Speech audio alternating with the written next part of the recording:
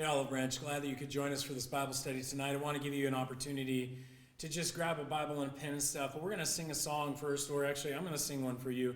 This is one I wrote years ago, and I love thinking about the resurrection. I love thinking about eternity.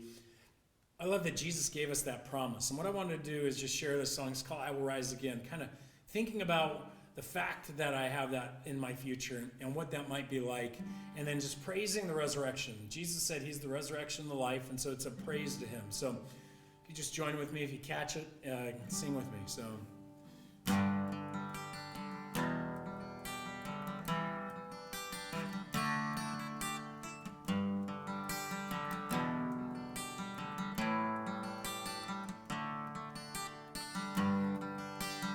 I will rise again and stand upon the new, and I will see the sun rise after tasting death and truth. There's peace within me, so sure and so complete. Began at the cross where I first bent my knee. Love surrounds me so fully and so sweet. It's you who are my life, the light by which I see.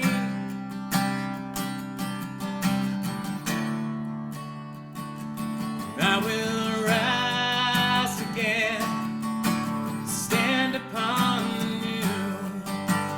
I will see the sunrise after tasting death and truth, and I will rise again, find my rest in you, formed into your image, closest ever to you.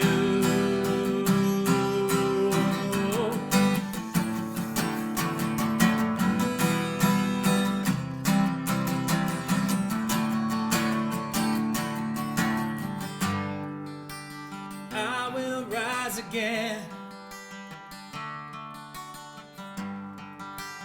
find my rest in you,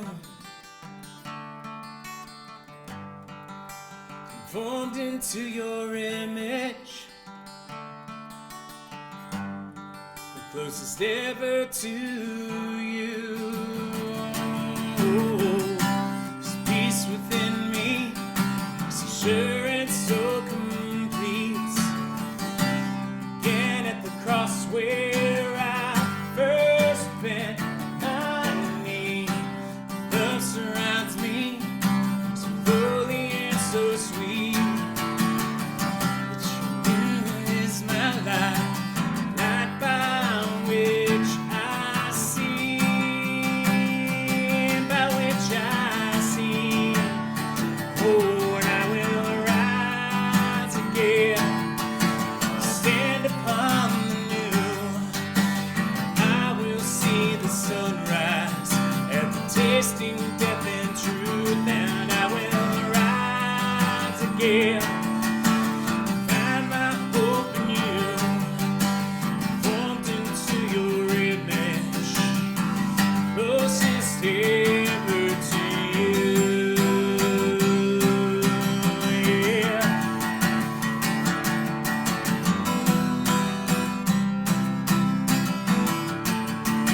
Praise to you, praise to the resurrection. Praise to our God, and I sing praise to the resurrection. Praise to our God, oh, and I will rise again, stand upon the new. I will see the sunrise after tasting death and truth, and I will rise again, find my rest in you, formed into your image, close stay ever to you. Oh, closest ever to you. Closest I'll be to you. Lord, thank you that we have that promise of your resurrection. And praise be to you, Jesus, our resurrection, the first fruit, the firstborn among many brothers and sisters. We look forward to the day in which all of the hopes and all the pieces of love and all the things you've poured into our heart are complete.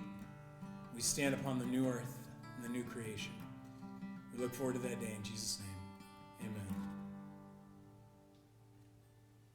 Hey, thanks for letting me share that song with you guys. It's going to fit in real well with what we're going to be talking about in this next part of the study. We are doing a study as an eye to Easter. We're looking at short studies in the book of Mark, going from chapter 11 through 16 to Easter morning, the resurrection. Now, what we've been looking at is really all kinds of stuff from Jesus' triumphal entry, and now we've just dove into his, what they call the Olivet Discourse, his statements on the Mount of Olives as he's talking about the end of the world or the end of the temple. What is he talking about here?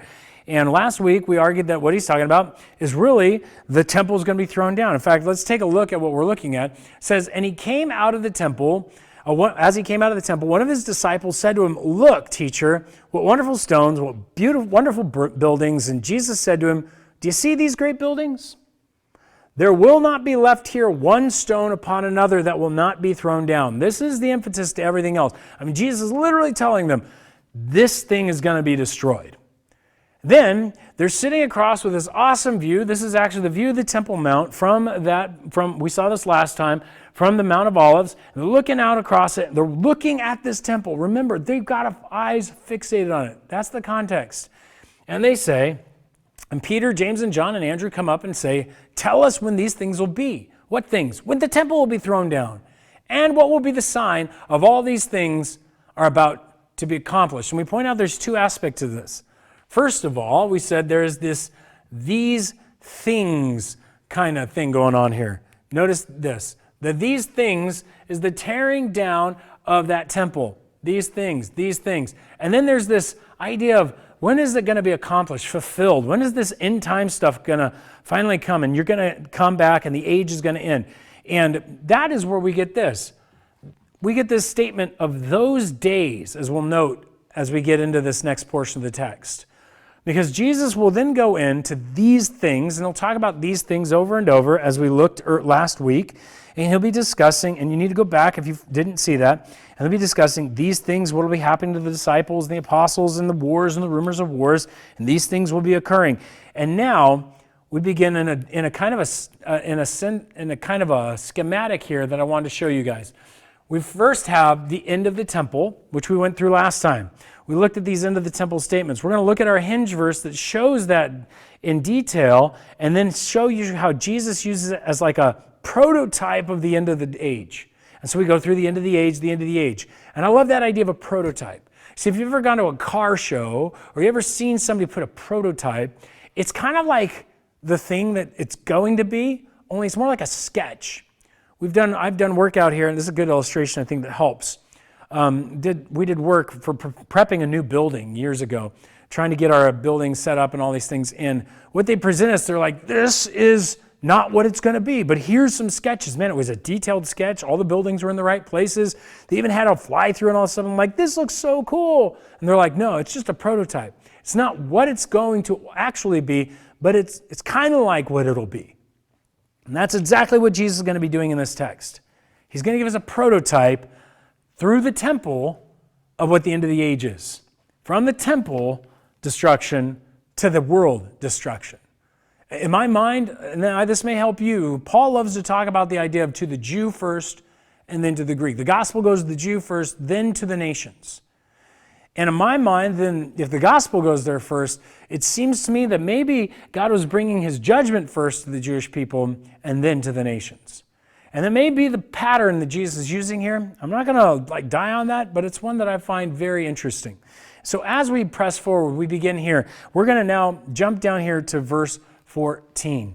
He's just described, again, over and over, about the wars and the rumors of wars, the famines. These things are only the beginning of birth pangs, and so be on your guard. They're going to throw you in jail, and endure to the end. But, and note that but often changes things. And he gets into this phrase, when you see the abomination of desolation. I mean, that's like probably some hardcore band out there somewhere, right? Abomination of desolation, right? When we see this, what we have is this weird thing. What's Jesus talking about? What's an abomination of desolation? Abomination of desolation. Well, the abomination of desolation was well known. In fact, what's interesting is this abomination, or this evil before God that causes a destruction, a ruin. That's the idea. It comes from this section of Daniel. Now, Daniel's interesting because Daniel is kind of speaking about these things, and Jesus seems to be referencing Daniel quite a bit here. It says in Daniel chapter 9, verse 27, he shall make a strong covenant with many for 1 week. This is the Antichrist in this passage, or actually this prince.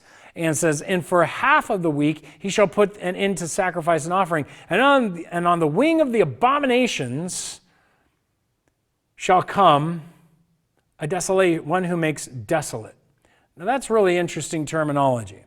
So you have abominations and then one who makes desolate until the end of the decree is poured out on the desolator. Now, forces, the next one is Daniel 11:31. Forces from him shall appear and profane the temple and fortress, and shall take away the regular burnt offering, and they shall set up the abomination that makes desolate. And so this was a prophecy in the book of Daniel that was well known. And actually it comes to pass in a man named Antiochus Epiphanes.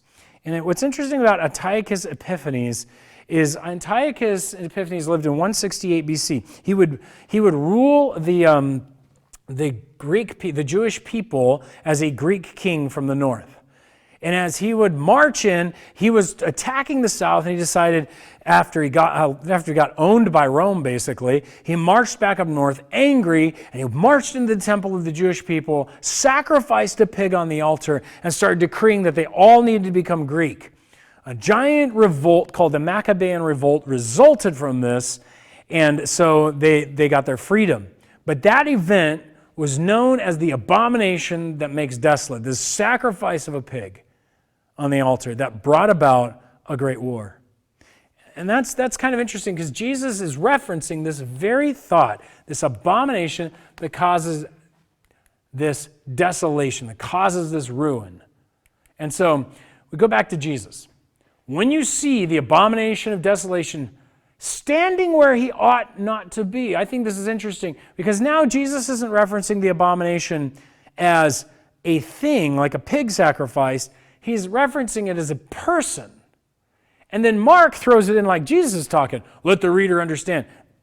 Trust me, Jesus didn't say that because, he wasn't writing, he was speaking. So this is Mark trying to get our attention. I mean, if there was anything about this is the moment where we would grab a highlighter and be like, Jesus is trying to get let the reader understand, look at this, understand this part right here. When you see this, let those who are in Judea flee to the mountains. Now, the reason we call this a hinge is because this is exactly the warning Jesus was giving to his generation. He was telling them, guys, when you see that there is this guy standing where he's not supposed to be standing, and this happens with a man named Titus. Titus actually takes over for his father in the war against the Jewish people in 70 AD. He sacks the city, he enters it, and while it doesn't read anywhere, many people believe that he actually went in and sacrificed a pig on the altar to cleanse the land as the whole temple was burning. Whether he did that historically or not is not written, but it is likely because that's what they did in certain situations where they cleansed temples. And they needed a sacrifice to cover the bodies of those who were being buried as Roman soldiers if they were going to be actually good Roman soldiers. And so many people have pointed that it's very likely that Titus can fit this. Now, the problem is that Titus doesn't fit it either. And so what Jesus seems to be doing is he's leaving it ambiguous enough that we know that this is an event like this that's going to happen. And it was clear enough to the people at the time because the Christians in the Judean area fled. They actually listened to Jesus and they fled. Now what's interesting is they fled, but they didn't flee in the winter as this seems to assume they will. They fled in the summer. And so Jesus goes on, let the one who is on the housetop not go down nor enter his house to take anything out. And let the one who is in the field not turn back to take his cloak. And alas, for the women who are pregnant and for those who are nursing infants in those days, pray that it may not happen in winter. And so what Jesus is saying is, guys, pray it doesn't happen in winter. I mean, I don't know if the churches are still gathering together today praying that this won't happen in winter. I don't think so. But they were then. And you know what they were asking? They were asking, God, don't allow our destruction to occur. Give us safety, get us out of here. And Christians fled. They didn't go into Jerusalem. They fled away into places like Petra because of what Jesus had warned them. See, Jesus is a prophet. He knew what was going to happen. He warned us. But here's the weird thing. The details are right, and yet the details seem to be pointing to another event altogether. It's a prototype. He's saying, look, you want to know what happens when this temple is going to be thrown down? This is what's going to happen. You're going to be persecuted, all this stuff's going to happen. There's wars and rumors of wars. Guess what? We're still going through wars and rumors of wars. We're still going through famines. We're still going through junk. We're still being persecuted. We're still being killed. And there seems to be this thing that we're supposed to look out for that one day possibly. I don't know if that means there'll be a temple. I don't know how that'll work out. I don't know what it means. But it does seem to indicate that this is a person who's going to stand where he ought not to be, which many people have pointed to. This seems to be a person like the Antichrist. Now, I can't tell you who that is. I'm not going to do that because I think what Jesus is going to get into is very important. As he told us last time, this is about the beginnings of birth pangs and stuff like that. No need to speculate. And so what we do need to know, though, this is the hinge piece. What Jesus is doing is going to take the prophecy of what's happening at the temple and he's going to overlay the prophecy of what's going to happen in the end. It's a prototype. The temple is a picture of what ultimately it could look like in the end. It's a lot like this, not exactly like this, but it's a lot like this judgment that's going to be coming. The judgment upon the Jewish people is going to look a lot like the judgment upon the earth, it seems. And so what we have is this interesting situation where Jesus uses this to picture that future. Now notice also here we begin a new terminology. This hasn't shown up yet. This is the first time. When you see the Abomination of Desolation, all this stuff, and he says, and for those who are nursing infants in those days, pray that it may not happen in winter. What's interesting is the now use of this term is going to flip. It's going to show up again a lot. Check this out. For in those days, there will be such tribulation as not been from the beginning of the creation that God created until now, and never will be. I mean, that's a pretty big, expansive, we could say, this is hyperbole, is this hyperbolic? And some people have taken it that way, and some people have said, it doesn't seem like, it seems too strong that he would detail out from the beginning of creation that God created. I mean, he's like overemphasizing. This is Mark. Mark isn't prone typically to hyperbole in his language. Now, it is hyperbole on one level. And so this is incredibly bad suffering. Whatever this tribulation is, it's bad. Tribulation here is real bad. In fact, we know in Jerusalem it was horrific. People were locked in Jerusalem for several years. And what happens is they wind up eating their own children. They end up factioning off, fighting each other for food, destroying each other. And disease is rampant. It's horrific. People are trying to dig through the wall just to escape, and they're killing them before they go. It is awful suffering. Some people have said, though, but isn't the Holocaust worse than that? And so thus the debate goes on. Is this hyperbole, or is Jesus mentioning this and saying, hey, there's a prototype of suffering here that's actually going to come upon the whole world? A prototype of suffering here that's imaging the judgment that God's going to bring one day. And I think that's far closer to what Jesus was doing. He's telling them when these things would be, and that what would be accomplished, and here we are, into those days. And so again, let's get back into those days look here. For in those days there will be such tribulation as not been from the beginning of the creation, that God created until now, and never will be. And if the Lord had not cut short the days, no human being would be saved. That's not no Jewish person, that's no human being at all. It's a categorical thing.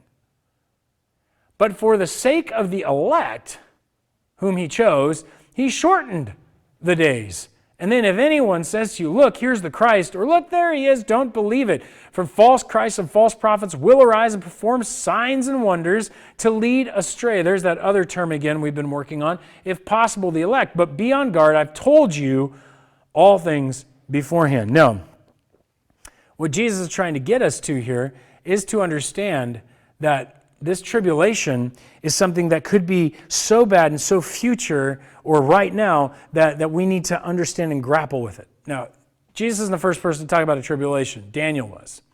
Again, Daniel goes back here on what we wind up with is this very interesting thing. At that time shall arise Michael, this is the archangel, the great prince who is charge of your people. And there shall be a time of trouble, that same word, tribulation, difficulty, such as never has been since there was a nation till that time. But at that time your people shall be delivered, everyone whose name shall be found written in the book.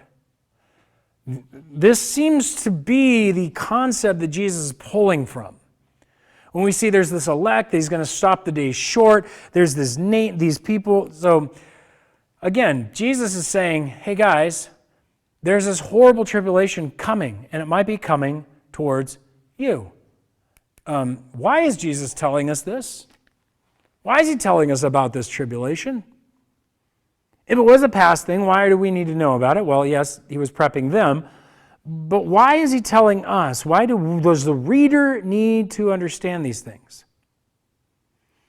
I think one, we would say that Jesus is telling us because he's a prophet, right? And now we can trust his word. We saw that last time. Second is that he prepares the people to endure, like last time. I don't think we're supposed to fear. I think we're supposed to be ready. And the people, and it's supposed to show that God's going to help the people. He's for them. He's not against them. Notice he's going to stop the day short. He's going to do a lot of pretty cool things for these people. And he isn't telling this to make us scared. We aren't speculating, hey, are we in it? Is this the coronavirus? No. Jesus isn't trying to scare you. He's trying to remind you. He's on our side. God's going to cut those days short for us. And so we don't need to wait for the end to be here to be tested. We're going through similar tribulations, prototype tribulations or the real thing. We don't need anymore. We're going through difficulty. You don't need it in time to test you. You need now. And if these things are a pattern, then we're going through some of these things. Are you enduring? Are you enduring? We don't need to wait for the end in order to be tested. You can be tested now. Now, again, he clarifies these things, stating that he would cut these days short. Now, some will argue, is that a rapture or is that the return of Christ? Which one is this? What is it? Really, we don't have really an answer there. Is this the point at which he brings his people before him? That could all be the same event. There's lots of open positions on this in the church. But apparently there are people here that are the elect that are considered Christians that are standing there when this stuff is going on. And so he's going to cut it short for them. And so he goes on. But and there's our word again, those days. But in those days, after that tribulation, so after that particular tribulation, that's the word that there, the sun will be darkened, the moon will not give its light, and the stars will be falling from heaven. This is the reversal of creation. And this is Old Testament language, always talking about God's ultimate judgment coming on that day of the Lord. It is the picture of the reversal so that God is melting with fire. There's all kinds of terminology like that. And it says all quotations. Jesus isn't making anything up now. He's just kind of quoting. And the powers in the heavens will be shaken. This is an interesting term. This is the angelic powers of the heavens. Here's all the gods, those who are fighting, they're going to be shaken, rocked, lost all their authority. It's over. They're done. And then they will see the Son of Man. They. Who's the they? The powers. The powers. They're going to see the Son of Man coming in clouds with great power and glory. And then he will send out the angels and gather his elect from the four winds, from the ends of the earth, and to the ends of heaven. And this may be that cutting short moment, right? Comes in a rescue operation to save his people, lest all of them would die. And he's like, nope, boom, cut this short or else everybody's going to die. But this is the judgment. This is the end. This is when Jesus comes with power and glory. Guys, this is why we need to talk about this stuff, because it's not about all the scary tribulation, the diseases and things. That's all going to happen.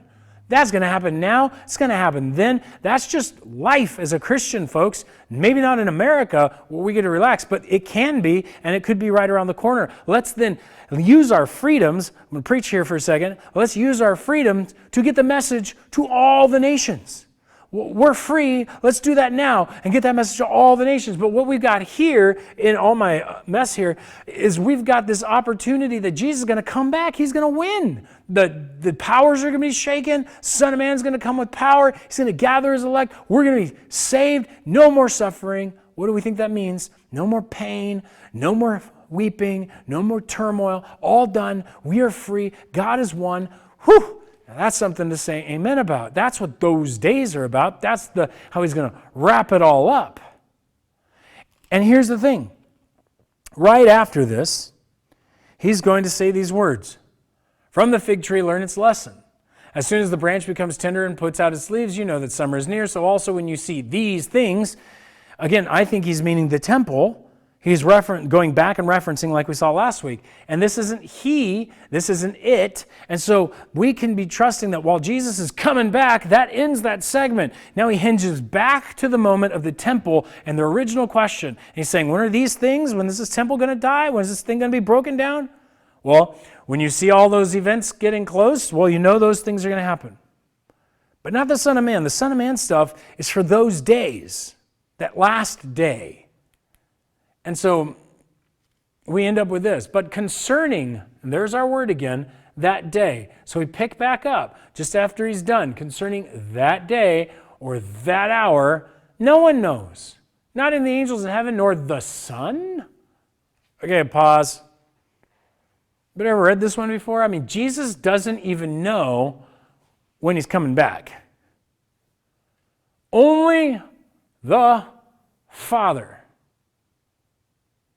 I might as well just wipe everything else off the board because that's his point right here. Too much of the church time has been spent speculating on all the events, when it's going to happen, and 88 days, and all 88 and all this stuff. No. Only the Father knows, not even Jesus. How could we be so arrogant as to assume we know that this is it? We're in it, man. This is the end of the world. Jesus coming right now. No. Jesus doesn't even know the day. Jesus doesn't even know when that's going to hang on. But what he does tell us is what we do need to know. We need to keep awake, be alert, wake up. We need to realize we need to be alert. Well, that's a contradiction, right? I mean, Jesus doesn't even know the day. We don't know the day. The Father knows the day, but we need to be alert. So didn't Jesus just give us a bunch of signs to tell us when the day's coming? How does that work out? Now, first of all, the signs aren't very clear. I think we've all realized this. And I think after now a century of biblical prophecy and arguing over all the signs, they're not very clear. They're patterns. And sometimes people think they've got it figured out and they've all been proven wrong. These are patterns. They're patterns enough that many times we've seen these patterns in our own history. In 1000, they thought the pattern was being met. People thought about it in World War II. People right now with this pandemic are going to think some of the patterns being met. All we need to know is that the pattern is always around us. We just need to stay alert. That's what Jesus is telling us. The signs are reminders to stay alert. He's coming. He will return. He's going to be back. Stay alert. Otherwise, if you think it's a pattern of signs you can tell and you know exactly when it is, you're like, I don't have to worry about it. Jesus ain't coming back soon. Well, really? Because Jesus is going to talk about that real quick here. He says, Sorry. I got it. But concerning that day or that hour, no one knows. For you do not know when the time will come. It's like a man going on a journey. When he leaves home and puts his servants in charge, each with his work, and commands the doorkeeper to stay awake. So we're the doorkeeper. We're supposed to watch the door. Make sure we're ready when he comes back. But we don't know when he's coming back. We don't know when he's returning. Therefore, stay awake.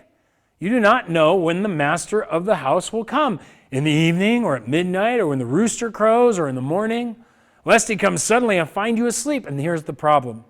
We can get too caught into trying to figure out the pattern and the plan when Jesus is coming back that we fall asleep. To what? What are we falling asleep? And what I say to you, I say to all, stay awake. Okay, we're to stay awake and alert about what? What are we supposed to stay awake doing? The mission. We're supposed to stay awake living the faith. We're supposed to stay awake bringing people to Jesus. We're supposed to stay awake walking in his love, doing the things Jesus called us to do. Otherwise, how are the persecutions going to happen to us if we're not on the mission? How in the world are we supposed to find that the nations know Jesus if we're not on the mission? How are we supposed to get engaged in a world in which the gospel is so robust and everywhere that a persecution occurs everywhere? If the gospel's not everywhere, you can't have that. And what we have here is that Jesus is saying, stay alert, wake up, yes, I'm coming, be ready. Stay alert by living for Jesus. Stay alert by living for Jesus Christ. Getting the gospel out there, not sitting around speculating. If you think he's near, then let it make you holy. Preparing you for his return and his inspection. Man, that should make us holy, amen? Be alert, be awake. If you realize he's coming, let it make you brave, because you're going to go through stuff. And you want to stand brave before your Lord, that you endured and you pressed through. Hey, if you think he's near, let it make you faithful. Even though your children walk away, even though ever your wife curses you or whatever, or your husband yells at you about your faith, no, you be faithful because Jesus is near. You don't know, he may show up tonight, he may show up tomorrow. The pattern is close enough. Why not? Endure. And don't leave. If you think he's near, then let it make you hope. That's really what I think he wants us to do. Man, he wants us to hope. He looked at all that temple. It was all broken down. It was all barren. It was all messed up. It was nothing. It was a fig tree that had no fruit. The leaders had nothing to teach. And Jesus is there with his disciples, says it's all going to go away. But the Son of Man's going to come. And I want you to stay alert. It's worth having. It's worth it. I'm going to come. We're going to end it all. It's going to be a resurrection. It's going to be glorious. And the new age is going to begin. Don't follow the false ones. Don't be deceived. Do you hear what he's yelling at us? Do you hear what he's telling us? He's telling us, expect him. He's telling us, hope, hope. He's coming. Hope. No matter what befalls us, earthquakes and famines and plagues and messes and garbage, life is broken, Jesus says. And yeah, that temple is going to break down and life is still going to be broken, but I'm coming. I'm coming. Stay alert. And that's the message I think we need to remember. Wherever we go, at our offices, our work, stuck in a home, under quarantine, in a hospital, Jesus is coming. And we get to endure. Stay alert by living for Jesus Christ. Lord, help us do that. Help us take in. We don't need to know the details. You don't even know the day you're coming back. We just need to be ready. Help us be ready. In Jesus' name, amen.